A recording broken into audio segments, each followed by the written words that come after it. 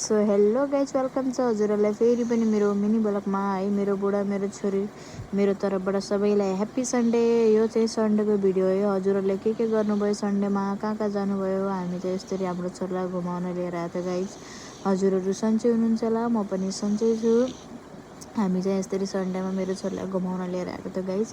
सन्डेको दिनमा नआउनु पर्ने रहेछ गाइज, यति ऊ लागेन, पछुतो लाग्यो गाइज। किन भन्नुहुन्छ भने यति भिड थिएन, यति भिड थिएन सन्डेको दिनमा। आज यति भिड थियो गोराई जाने ठाउँमा, सबै गोराई जान लगाएर सक्नुहुन्छ गाइज। यति भिड त हामीहरू आइहाल्यौँ, यस्तो लाग्यो, ट्राफिकमा फस्यौँ गाइज। हामीहरू 2टा नाउँ भरेर गइसकेपछि लास्ट अर्को नाउँमा हामी बल्ल बसेर हामी पारी आइसक्यो गाइज। यति भिड त सन्डेको दिनमा। अब मैले भनिदिएँ गाइज, कोही पनि नआउनु होला जाने सन्डेको दिनमा। हामीले त नथाहा पाएर आइहाल्यो गाइज। सन्डेको दिनमा एकदम भिड हुने रहेछ। हामी घर फर्किँदाखेरि पनि यति भिड थिएन। हामीहरू कति घन्टासम्म हामी ट्राफिकमा फसेर तब हामी निक्लिएर गयो गाइज घर पनि।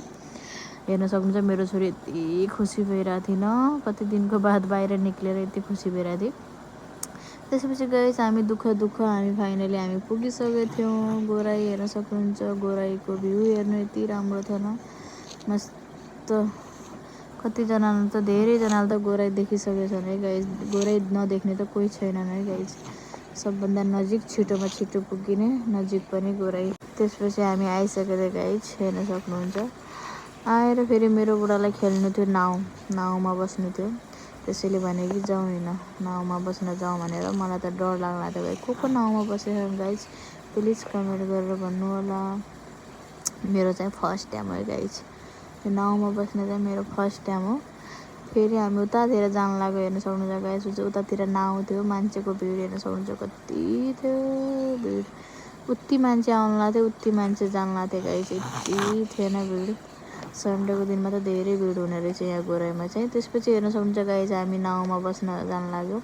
मेरो बुढालाई बस्नु थियो नाउँमा। मलाई त मेरो चाहिँ फर्स्ट टाइम हो गाइज। मेरो बुढा त पहिला पनि बसेछु भन्नु थियो, मेरो चाहिँ फर्स्ट टाइम हो गाइज। हजुरहरू को बस्नु भएको प्लिज कमेन्ट गरेर भन्नु होला। मेरो चाहिँ फर्स्ट टाइम हो। मलाई त यति डर लाग्ला थिएन, मेरो छोरी सानो थिएन, त्यही भएर यति डर लाग्ला थियो मलाई, के हुन्छ कि भनेर। यति डर मनमा डर लाग्यो, बसिसकेको थियो मेरो त। रमाइलो पनि लाग्थ्यो, डर पनि लाग्थ्यो गाइज। तर केही नहुने रहेछ, केही डर केही पनि नहुने रहेछ। त्यही भएर फेरि हामी त्यहाँबाट निक्लेर मेरो बुढाले भन्नुभयो कि नास्ता गरौँ भनेर। फेरि बेलुकाको 6 साढे 6 बजिसकेको थियो। हामी फेरि बाई बाई गोराई भनेर हामी जान लाग्यो घरतिर गाइज। यसै गरेर गाइज मेरो युट्युब च्यानलमा नि सब्सक्राइब गरिदिनु।